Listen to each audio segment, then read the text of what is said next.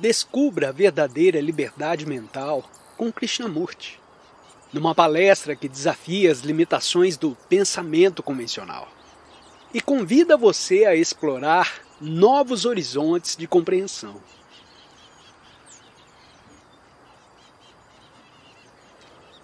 Nessa manhã desejo falar sobre um assunto talvez estranho para os ouvintes.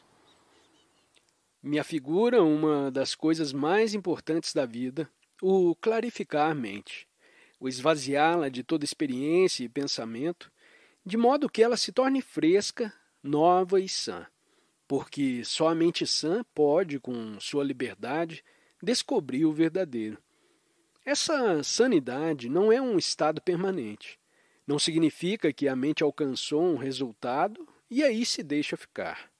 É o estado da mente que, achando-se desimpedida, é capaz de renovar-se a todo instante, sem esforço. E essa renovação, essa liberdade para descobrir, é de imenso significado, já que a maioria das pessoas vive superficialmente. Vive com os seus conhecimentos e informações e os julga suficientes. Mas, sem a meditação, nossa vida é bem superficial. Por meditação, não entendo contemplação ou oração. Para a pessoa se achar no estado de meditação, ou melhor, para nele entrar naturalmente e sem esforço, deve primeiro compreender a mente superficial, a mente vulgar, aquela que, em regra, se satisfaz com informações. Tendo acumulado conhecimentos, ou adquirido uma certa capacidade técnica, que nos habilita a exercer determinada especialidade, para vivermos nesse mundo com leviandade, contentamos-nos em viver nesse nível, sem nenhuma compreensão de qualquer problema psicológico que acaso se apresente. Me parece, pois, sobremodo relevante observar a superficialidade da mente e investigar se ela pode transcender a si própria. Quanto mais conhecimento e preparo uma pessoa tem, tanto maior a sua capacidade na vida diária. E é óbvio que necessitamos desses conhecimentos, desse preparo e dessa capacidade, pois não podemos jogar fora as máquinas e a ciência e voltar ao estado primitivo. Isso seria proceder como algumas pessoas ditas religiosas, que querem retornar a uma tradição ou ressuscitar antigos conceitos e fórmulas filosóficas, destruindo, dessa maneira, a si próprias e ao mundo em que vivem. A ciência, a matemática, as técnicas atualmente à disposição do homem são coisas absolutamente necessárias. Mas o viver nesse mundo tecnológico, de conhecimentos e ilustração, que rapidamente se avolumam, tende a nos tornar superficiais. E, em geral, nos contentamos em permanecer nessa superficialidade, visto que o conhecimento e a tecnologia nos fazem ganhar mais dinheiro, mais confortos, mais da chamada liberdade. Coisas essas bem respeitadas numa sociedade degradada e em desintegração. Assim, para poder ultrapassar a si própria, deve a mente compreender as limitações da tecnologia, do conhecimento e da ilustração e ficar livre dessas limitações. Como se pode observar, as nossas atividades, as nossas emoções, as nossas reações neurológicas são pouco profundas, perfunctórias. Vivendo como vive a maioria na superfície, procuramos alcançar as profundezas, penetrando cada vez mais, porquanto depressa nos cansamos dessa maneira leviana de viver. Quanto mais inteligentes, mais intelectuais e apaixonados formos, tanto mais perceberemos a superficialidade de nossa existência. Ela se torna cansativa, aborrecida e sem significação. Assim trata a mente superficial de descobrir a finalidade da vida ou de procurar uma fórmula que lhe dê sentido. luta essa mente para viver consoante a uma ideia por ela própria concebida, ou uma crença que aceitou. Eis porque age sempre de maneira superficial. É necessário perceber com toda clareza esse fato. O que essa manhã vamos fazer é tirar uma por uma as camadas superficiais para penetrarmos até a origem, até a última profundeza das coisas. A superficialidade se perpetua pela experiência e, por essa razão, releva compreender o inteiro significado da experiência. Em primeiro lugar, vemos quanto a especialização tecnológica de toda espécie tende a tornar a mente estreita, vulgar e limitada. Qualidades que constituem a verdadeira essência do burguês. Então, superficial que é, ela busca o que chama significado da vida, projetando, ao mesmo tempo, um padrão que lhe é grato, lucrativo, aprazível, e a esse padrão se ajusta. Esse processo lhe confere uma certa determinação, um certo ímpeto, um senso de realização. Cumpre também compreender profundamente essa coisa chamada experiência.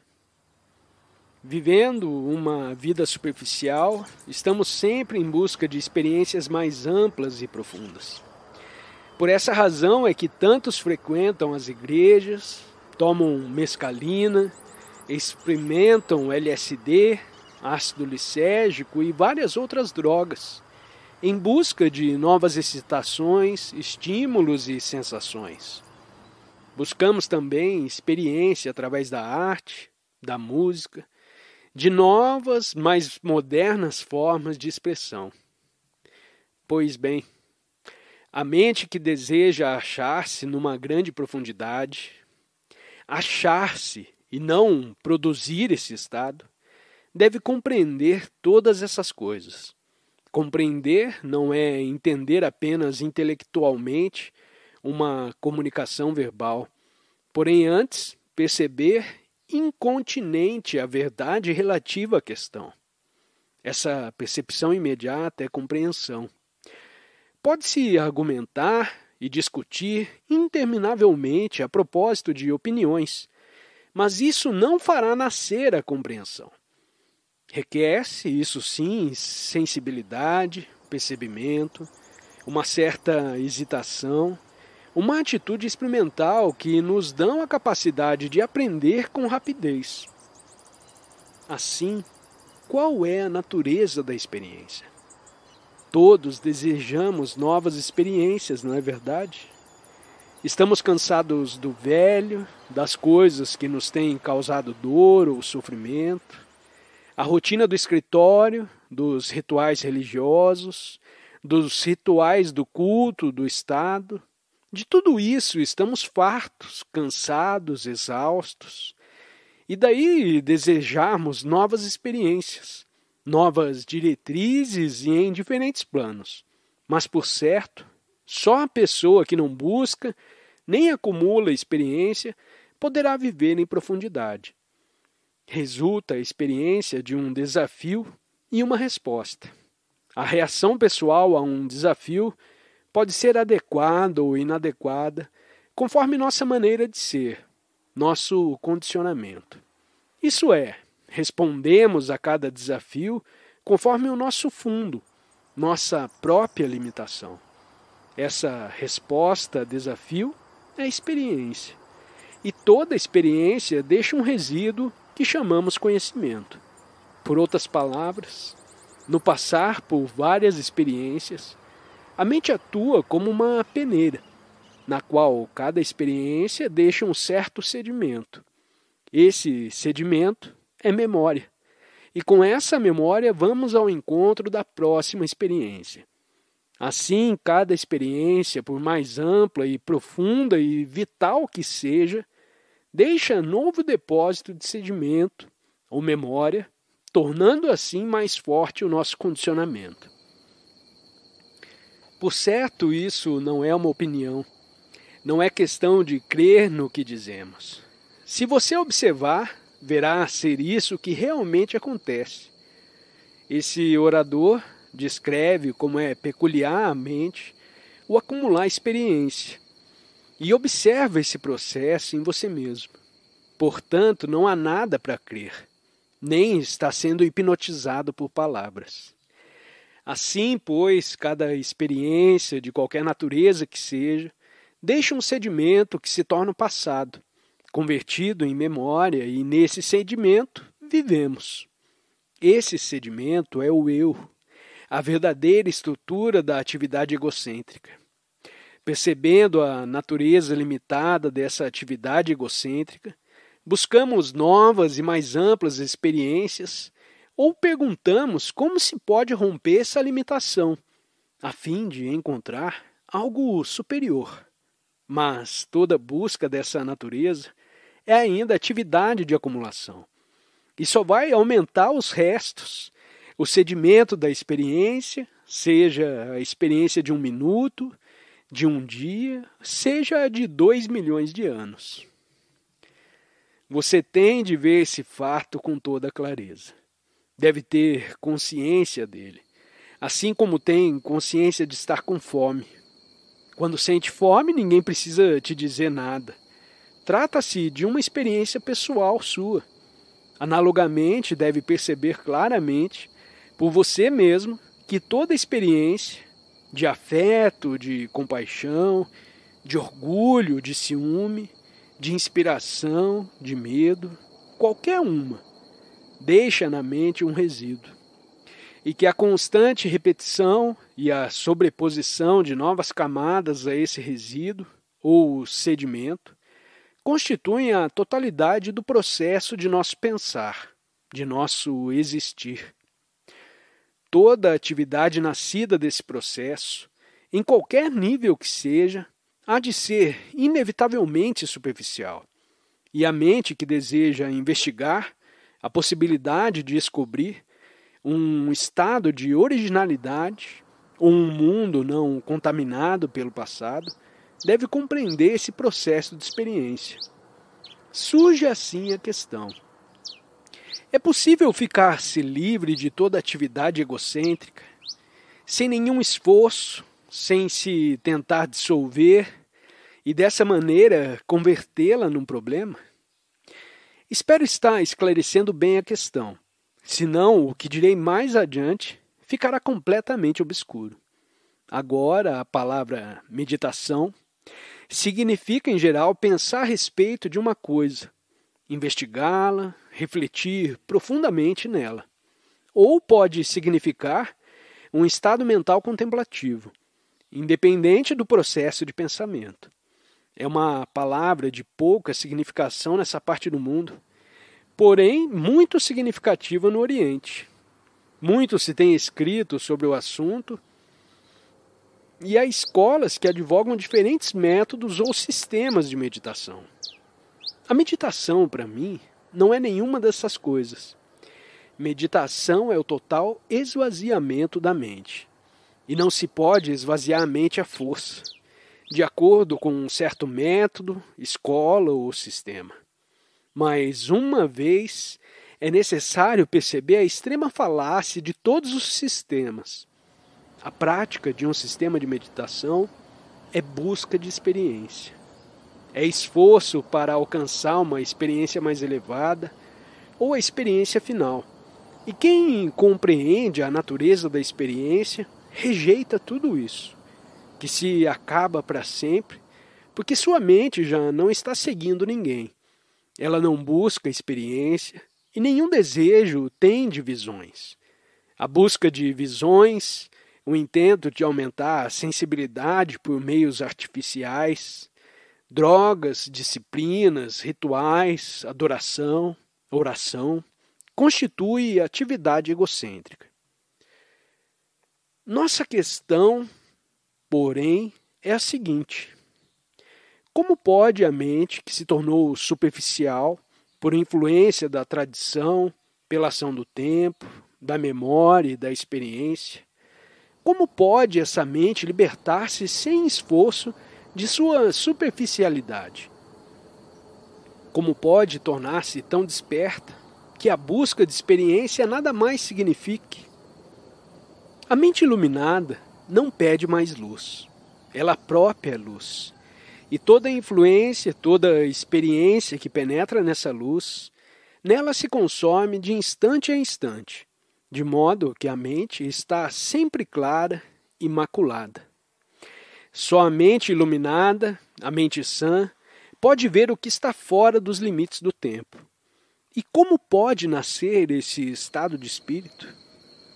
Tornei clara a questão. Essa não é uma questão minha. É ou deve ser uma questão de interesse geral, e, portanto, eu não a estou impondo. Se eu te impusesse essa questão, você a tornaria um problema dizendo: como vou fazer isso? É uma questão que deve nascer do seu percebimento, porque você tem vivido, tem observado e também visto o que é esse mundo, e bem conhece a sua maneira de agir.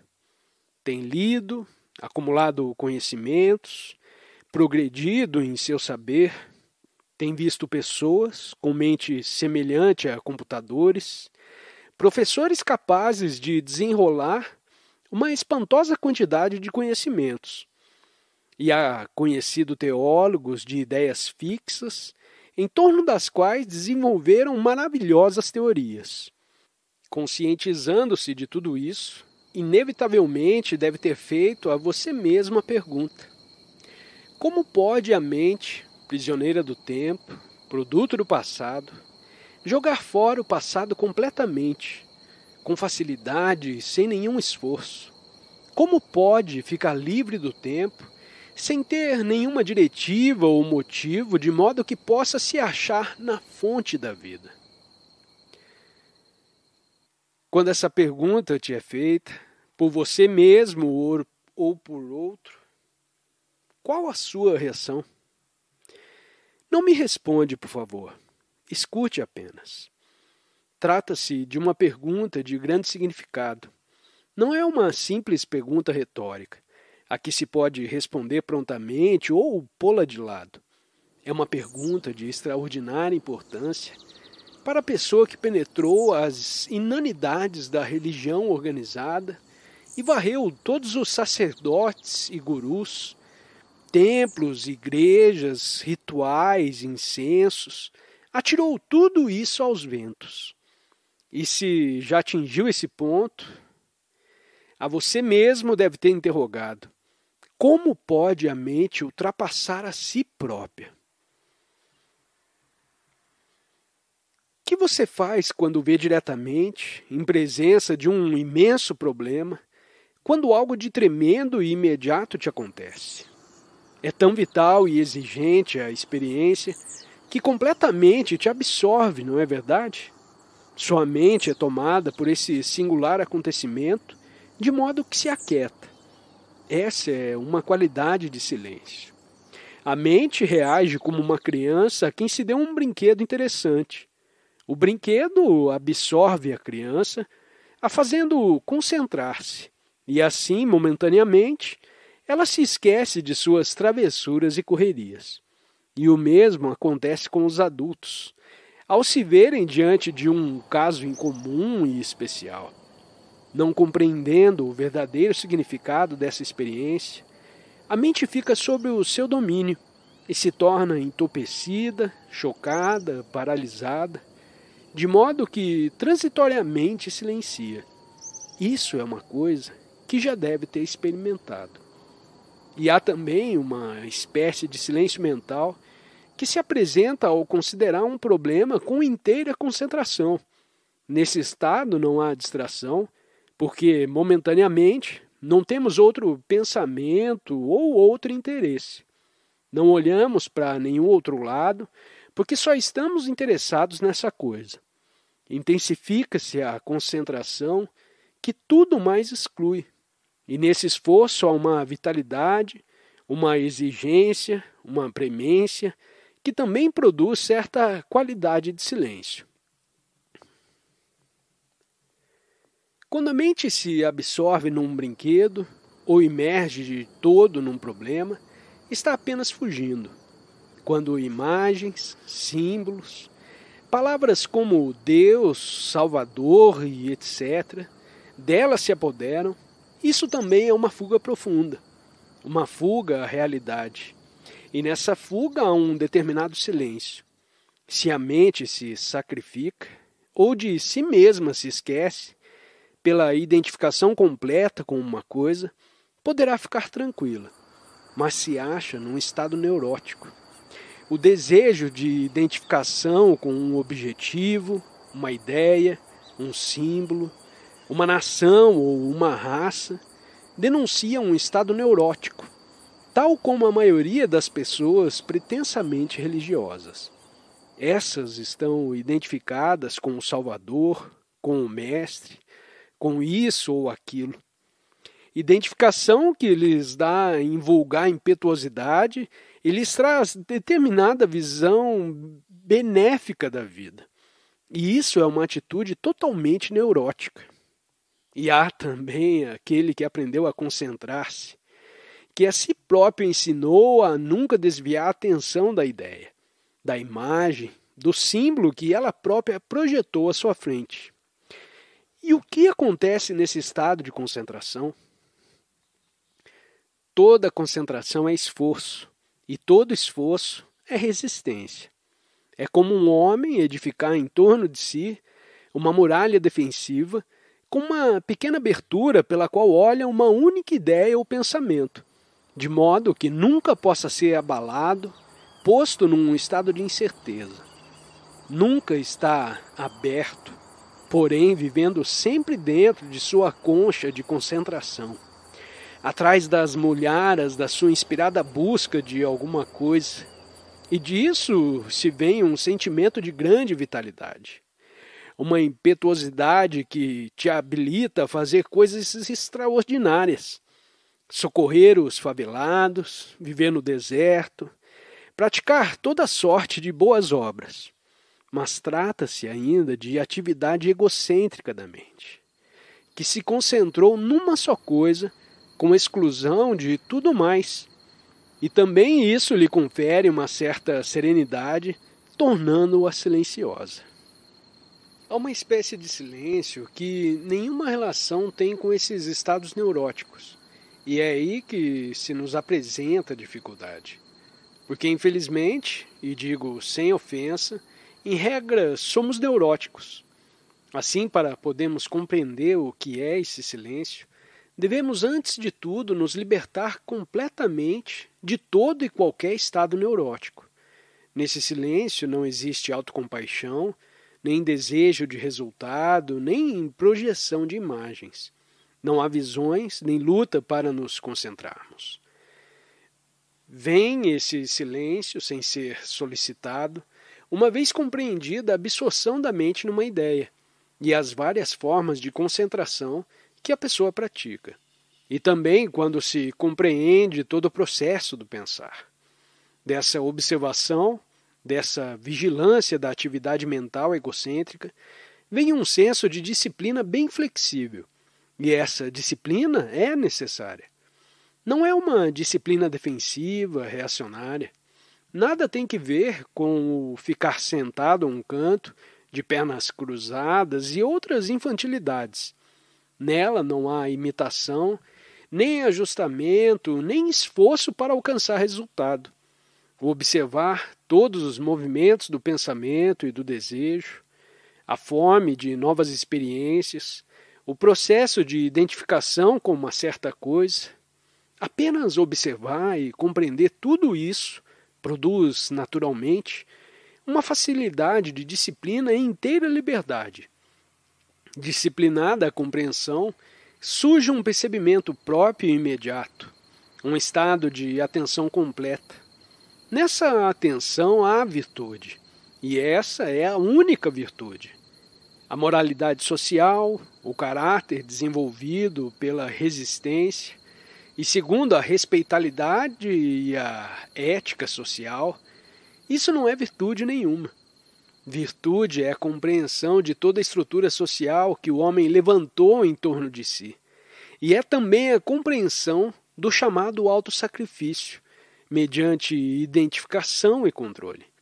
Dessa compreensão nasce a atenção, e só na atenção se encontra a virtude. Deve ter uma mente virtuosa, mas aquela que apenas procura ajustar-se aos padrões sociais e religiosos de uma determinada sociedade, quer comunista, quer capitalista, não é virtuosa. É necessária a virtude, porque sem virtude não há liberdade.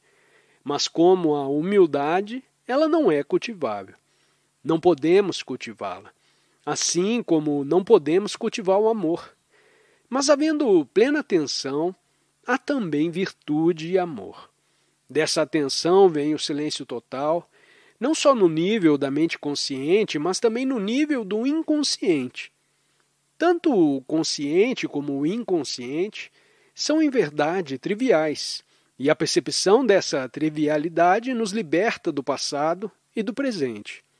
Dando-se total atenção ao presente, nos surge interiormente uma certa tranquilidade, indicativa de que já não buscamos experiência. Todo experimentar terminou, porque nada mais há para experimentar. Estando sempre desperta, a mente é a luz de si própria. Nessa quietude, nesse silêncio, encontra-se a paz. Não a paz dos políticos, não a paz entre duas guerras, paz não nascida de reação. E quando a mente está assim, sobremodo tranquila, pode então prosseguir. A atuação da tranquilidade difere inteiramente do movimento da atividade egocêntrica. O atuar da tranquilidade é criação. Quando a mente é capaz de mover-se com essa placidez, ela conhece a morte e o amor, e pode, então, viver nesse mundo e, ao mesmo tempo, estar livre do mundo. Pergunta: desejo ardentemente o silêncio, mas vejo que minhas tentativas para alcançá-lo se tornam cada vez mais lamentáveis. Resposta: em primeiro lugar, não pode desejar ardentemente o silêncio. Não sabe nada, absolutamente nada a seu respeito. Ainda que algo soubesse, isso não seria o silêncio. Por que então não se trataria da realidade? Por isso, é preciso ter muito cuidado ao dizer-se que sabe. Veja, Senhor, o que conhece, reconhece. Eu te reconheço porque ontem te encontrei. Após ouvir o que então disse, e tendo visto o seu modo de ser, digo que te conheço. O que sei já é coisa do passado, e daquele passado eu te reconheço. Mas o silêncio não pode ser reconhecido. Nele não há nenhum processo de reconhecimento. Eis o que, antes de tudo, importa compreender. Para reconhecermos uma coisa, já devemos tê-la experimentado, conhecido antes ou lido a seu respeito, ou lhe ter ouvido a descrição. Mas o que se pode reconhecer, descrever, não é aquele silêncio. Por ele ansiamos, porque nossa vida é superficial, vazia, monótona e estúpida. E por isso desejamos fugir de suas detestáveis lides. Mas não podemos fugir da vida. Temos de compreendê-la. E para compreendermos uma coisa, não devemos lhe dar pontapés nem evitá-la. Cumpre ter grande amor, verdadeira afeição por aquilo que queremos compreender. Se desejamos compreender uma criança, não podemos coagi-la, forçá-la ou compará-la com seu irmão mais velho. Devemos olhar a criança, observá-la com carinho, ternura, afeição, com tudo o que de bom possuímos. Analogamente, devemos compreender essa coisa vulgar que chamamos nossa vida, com seus ciúmes, conflitos, aflições, canseiras e pesares. Dessa compreensão provém uma diferente tranquilidade que não pode ser procurada às apalpadelas. Há uma interessante história de um discípulo que foi ter com o mestre. Encontrava-se esse belo e bem irrigado jardim e o discípulo sentou-se perto dele. não bem à sua frente, porque sentar-se diretamente à frente do mestre não seria respeitoso. Assim, sentando-se ao lado, o discípulo cruza as pernas e fecha os olhos. Então pergunta o mestre: Meu amigo, o que está fazendo? Abrindo os olhos, o discípulo responde: Mestre, estou tentando alcançar consciência do Buda. E torna a fechar os olhos. Daí, a momentos, o mestre apanha duas pedras e começa a esfregar uma na outra com muito barulho. Então o discípulo desce das alturas em que andava e pergunta: Mestre, o que está fazendo? Ao que o mestre responde: Estou esfregando essas duas pedras para fazer que uma delas se torne um espelho. Diz então o discípulo: Mas, mestre, isso jamais conseguirá, ainda que fique 1.000.000 de anos a esfregá-las. Sorri então o mestre e responde: De modo idêntico, meu amigo. Pode ficar aí sentado 1.000.000 de anos, que nunca alcançará o que está pretendendo alcançar. E é isso o que todos nós estamos fazendo. Estamos tomando posições, estamos desejando alguma coisa, buscando algo às apalpadelas, o que exige esforço, luta e disciplina. Mas sinto-lhes dizer que nenhuma dessas coisas te abrirá a porta. O que o fará é a compreensão sem esforço. Apenas olhar, observar, com afeição e com amor. Mas não pode ter amor se não for humilde. E só é possível a humildade quando nada deseja, nem dos deuses, nem de nenhum ente humano. O pensamento é o tempo e o tempo é o medo, obviamente. Tivemos medo no dentista. Isso está armazenado e lembrado e projetado. Esperamos não ter de novo aquela dor. O pensamento se movimentando. Assim, o medo é um movimento do pensamento no espaço e no tempo. Se percebemos isso, não como uma ideia, mas como uma realidade, o que significa que temos que dar a esse medo atenção completa no momento em que ele nasce, então ele não é registrado. Façam isso e descobrirão por vocês mesmos. Quando vocês dão atenção completa a um insulto, não existe um insulto. Ou se alguém aparece e diz: Ah, que pessoa maravilhosa você é, e você presta atenção, isso não causa nenhum efeito. O movimento do medo é o pensamento no tempo e no espaço, e este é um fato. Não é algo descrito pelo conferencista. Se vocês observarem por si mesmos depois, será um fato absoluto e vocês não podem fugir dele. Vocês não podem fugir de um fato. Ele sempre existe. Vocês podem tentar evitá-lo, podem tentar suprimi-lo, tentar todas as espécies de fuga, mas ele sempre existirá. Se vocês derem completa atenção ao fato de que o medo é o movimento do pensamento, então não existirá o medo psicologicamente. O conteúdo do nosso consciente é o movimento do pensamento no tempo e no espaço. Seja esse tempo muito limitado ou vasto e extenso, ainda assim há um movimento no tempo e no espaço. O pensamento criou muitas formas diferentes de poder em nós, psicologicamente, mas todas elas são limitadas. Quando há libertação da limitação, há um surpreendente sentido de poder. Não o poder mecânico, mas um extraordinário sentido de energia. Isso nada tem a ver com o pensamento e, portanto, esse poder, essa energia, não pode ser mal empregados. Se o pensamento diz: vou usá-la, então esse poder, essa energia é dissipada. Outro fator que existe em nossa consciência é o pesar, o desgosto, a dor e as mágoas, que permanece na maioria dos seres humanos desde a infância. Esse ferimento psicológico, a sua dor, é lembrada e resiste. O desgosto nasce dele, O pesar está envolvido com ele. Ao pesar global da humanidade, que deparou com milhares e milhares de guerras, pelas quais milhões de pessoas choraram. A máquina da guerra ainda está conosco, dirigida pelos políticos, reforçada por nosso nacionalismo, pelo sentimento de que estamos separados dos demais.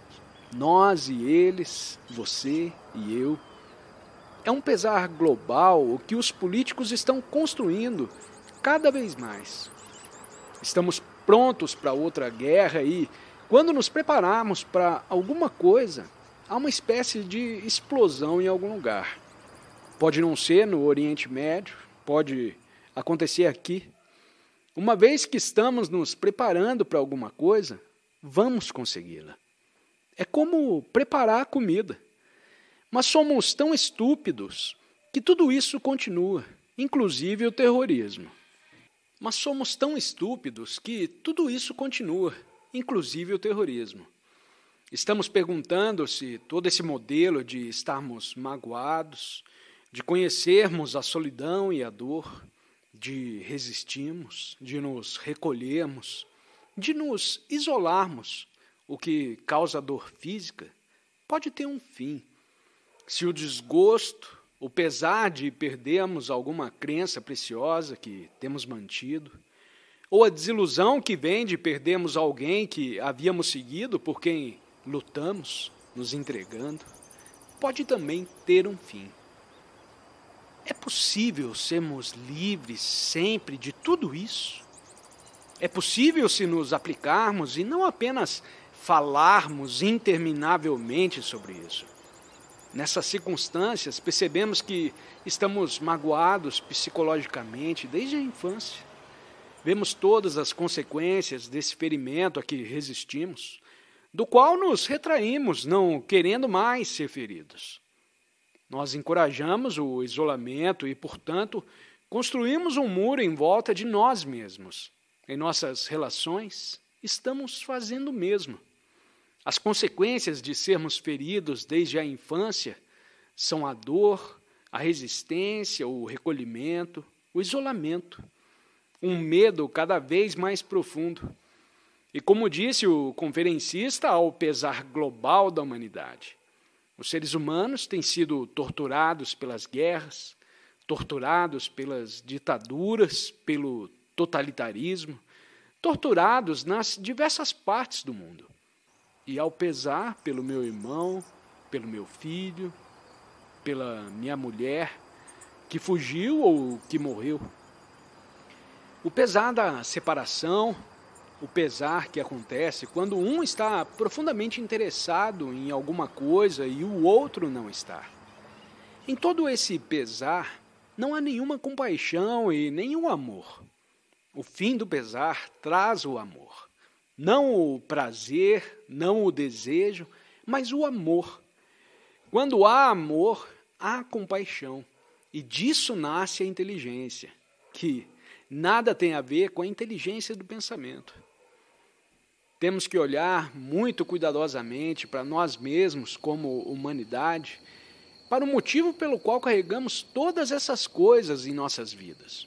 O motivo pelo qual jamais demos fim a essa condição. Será em parte pela indolência, em parte pelo hábito? Geralmente dizemos, faz parte do nosso hábito, parte do nosso condicionamento. E o que posso fazer? Como posso me descondicionar? Não consigo encontrar a resposta e vou até o guru na porta do lado.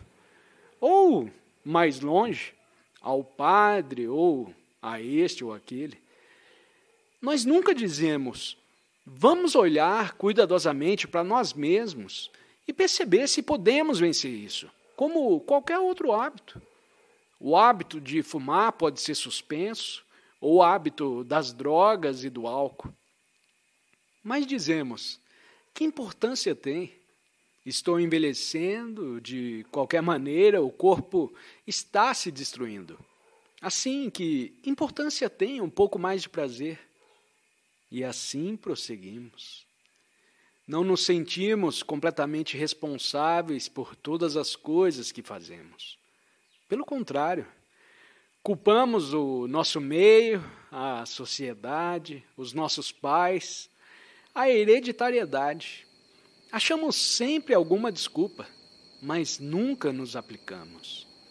Se realmente tivéssemos o anseio imediato de descobrir por que estamos feridos, se isso pode ser desfeito. Estamos feridos porque construímos uma imagem de nós mesmos. Isso é um fato. Quando dizemos estou ferido, é a imagem que temos a nosso respeito que está ferida. Alguém aparece e pisa com sua bota nessa imagem e nós nos ferimos. Nós nos ferimos pela comparação. Eu sou isso, mas outra pessoa é melhor. Enquanto tivermos uma imagem de nós mesmos, vamos nos ferir. Esse é um fato. E se não prestarmos atenção a esse fato, mas retivermos uma imagem de nós mesmos, de qualquer espécie, alguém vai espetar nela um alfinete e vamos nos ferir. Se fazemos uma imagem de nós mesmos como alguém que se dirige a grandes audiências, é famoso e conseguiu uma reputação que deseja manter, então alguém irá ferir essa imagem. Alguém que tenha uma audiência maior. Se dermos atenção completa à imagem que temos de nós mesmos, atenção, não concentração, mas atenção, então veremos que a imagem não tem sentido e desaparece.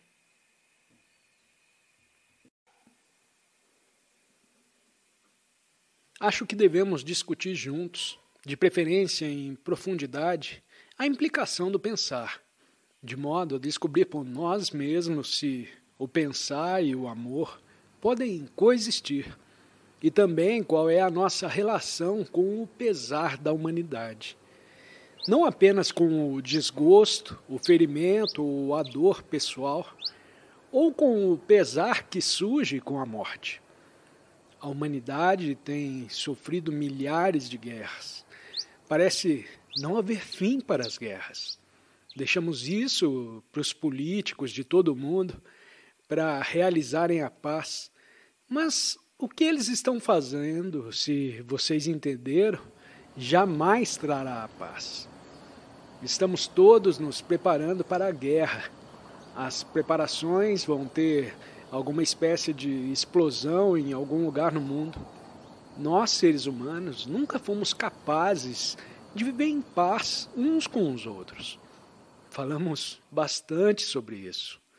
As religiões pregaram a paz e boa vontade na terra. Mas aparentemente nunca foi possível ter paz na terra. Na terra em que vivemos, que não é a terra inglesa ou a terra francesa, é a nossa terra, nunca fomos capazes de resolver o problema de matarmos uns aos outros. Provavelmente temos violência em nossos corações. Nunca estamos livres do sentido de antagonismo, um sentido de retaliação. Nunca estamos livres dos nossos medos, pesares, ferimentos e da dor da existência diária. Nunca temos paz e conforto. Estamos sempre em agonia. Isso faz parte de nossa vida, parte do nosso sofrimento diário. O homem tentou muitos modos de ficar livre desse sofrimento sem amor. Ele o suprimiu, fugiu dele, identificou-se com alguma coisa maior, entregou-se a algum ideal, crença ou fé. Aparentemente, esse pesar nunca pôde terminar. Nós nos acostumamos com ele, contribuímos para que ele exista. Nós o toleramos e nunca nos perguntamos com seriedade, com um grande sentido de percepção, se é possível lhe dar um fim. Devíamos também discutir juntos as imensas implicações da morte. A morte faz parte da vida, embora geralmente nos adiemos ou até mesmo evitemos falar dela. Ela existe e devemos discuti-la. E também devíamos indagar se o amor não a lembrança do prazer que nada tem a ver com o amor e a compaixão. Se o amor, com a sua própria e peculiar inteligência, que a tudo abrange, pode existir em nossa vida. Primeiro, como seres humanos, queremos nos livrar realmente do pesar. Já temos alguma vez realmente discutidos isso, enfrentamos isso e entendemos todo o seu movimento e as implicações envolvidas nisso? Por que é que nós, seres humanos, que somos tão extraordinariamente talentosos no mundo tecnológico, nunca resolvemos o problema do pesar? É importante discutirmos essa questão juntos e descobrir por nós mesmos se o pesar pode realmente terminar.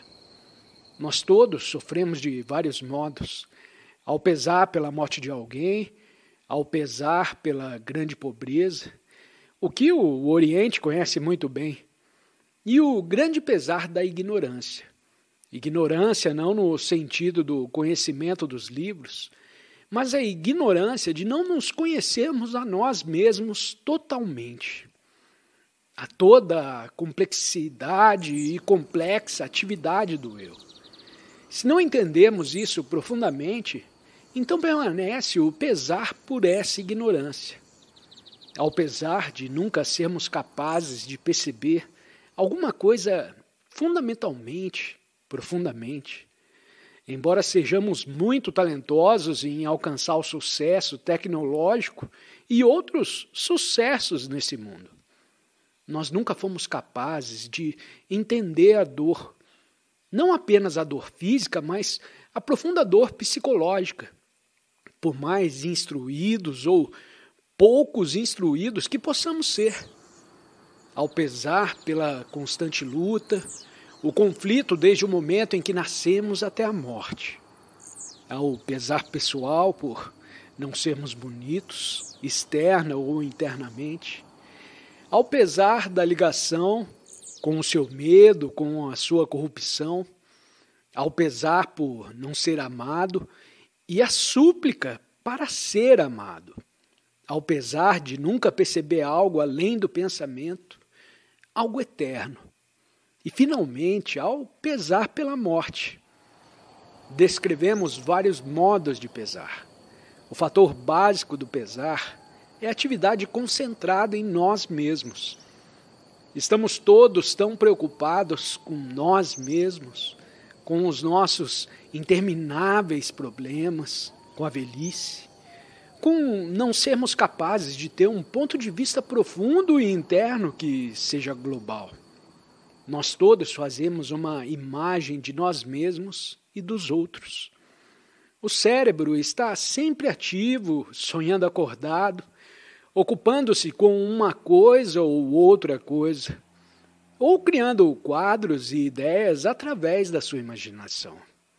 Desde a infância nos construímos gradualmente a estrutura da imagem que é o eu. Cada um de nós está fazendo isso constantemente. É essa imagem que é o eu que se refere. Quando o eu é ferido, existe a resistência, a construção de um muro em volta de nós mesmos para não sermos mais feridos. E isso cria mais medo e isolamento. O sentimento de não termos nenhuma relação, o encorajamento à solidão que também produz o pesar. Após ter descrito as várias formas do pesar, podemos, acaso, olhar para ele sem verbalizações, sem fugir para uma adaptação intelectual, para alguma forma de conclusão religiosa ou intelectual? Podemos olhá-lo completamente, sem nos afastarmos dele, mas permanecendo com ele. Suponhamos que eu tenha um filho que é surdo ou cego. Eu sou responsável e dá pesar saber que ele jamais poderá olhar para um belo céu, jamais poderá ouvir as águas correntes. Há esse pesar. Permaneçam com ele e não se afastem dele. Ou suponhamos que eu tenha um grande pesar pela morte de alguém, com quem vivi durante muitos anos. Então, há esse pesar que é a essência do isolamento. Nós nos sentimos totalmente isolados e completamente sós. Agora, permaneçam completamente com esse sentimento, não o verbalizando, não racionalizando, dele fugindo ou tentando transcendê-lo. Tudo isso é o movimento que o pensamento produz. Quando há esse pesar e o pensamento de modo algum penetra, o que significa que você está completamente pesaroso, não tentando dominar o pesar, mas está totalmente pesaroso, então ele desaparece. Só quando há a fragmentação do pensamento é que há agonia. Quando há o pesar, permaneçam com ele sem um único movimento do pensamento, de modo que ele exista em sua totalidade. A totalidade do pesar é eu estar em pesar, eu estar pesaroso. E então não há nenhuma fragmentação nisso. Quando há essa totalidade do pesar, sem haver nenhum afastamento, então há o seu desaparecimento.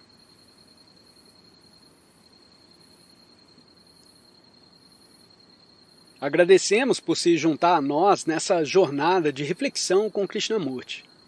Se essas palavras ressoaram em você, convidamos a explorar mais em 2 vídeos que estão destacados na sua tela. Desafie-se a aprofundar ainda mais o seu entendimento. Compartilhe suas percepções nos comentários. Queremos ouvir suas reflexões e criar uma comunidade de aprendizado. Não se esqueça de se inscrever para receber mais conteúdo. Até a próxima viagem de descobertas.